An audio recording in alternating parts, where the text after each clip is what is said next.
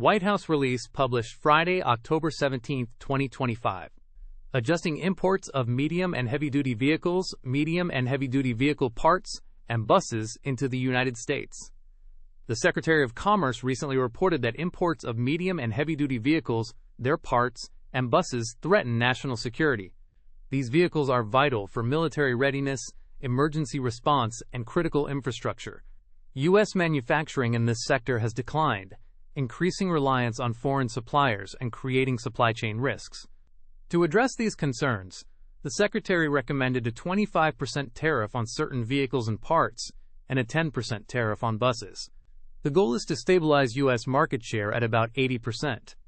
The President agreed and determined that tariffs are necessary to protect national security. These actions aim to strengthen supply chains, create jobs, and boost domestic production. The President also directed a process to identify and impose tariffs on additional vehicle parts if needed. Due to close links between automobile and heavy-duty vehicle suppliers, the tariff systems for these industries will be aligned. Under Section 232, the President is authorized to adjust imports that threaten national security. Effective November 1, 2025, most imports of medium and heavy-duty vehicles and specified parts will face a 25% duty. Buses and certain other vehicles will face a 10% duty. These tariffs are in addition to other charges. For vehicles qualifying under the United States-Mexico-Canada Agreement, importers can document U.S. content. The 25% duty may then apply only to the non-U.S. content. For certain parts under USMCA, the extra duty will not apply until a process is set up to apply it only to non-U.S. content. Knockdown kits remain subject to the full duty.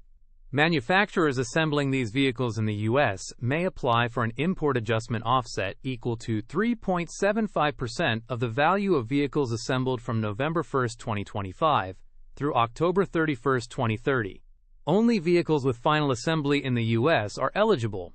Offsets can only be used by authorized importers to reduce tariff liability for that manufacturer's products. A similar process will be set up for engine manufacturers.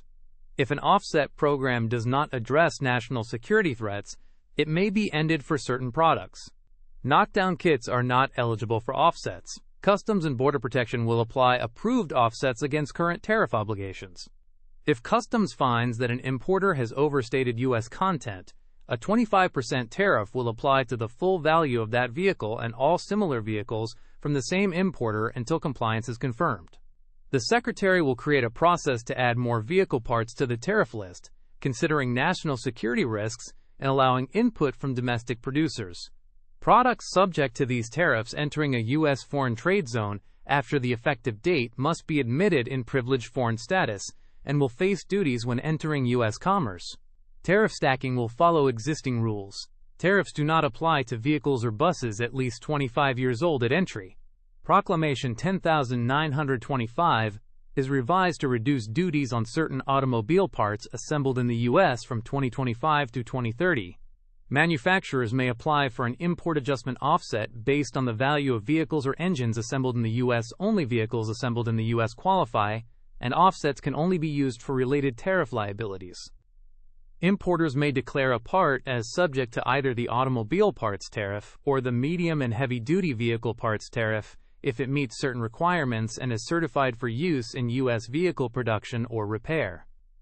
The President has authorized the Secretary to reduce tariffs on certain aluminum and steel products from Canada or Mexico if they support U.S. production capacity for key items. The tariff rate may be reduced by up to half, but not below 25%, and must meet USMCA requirements.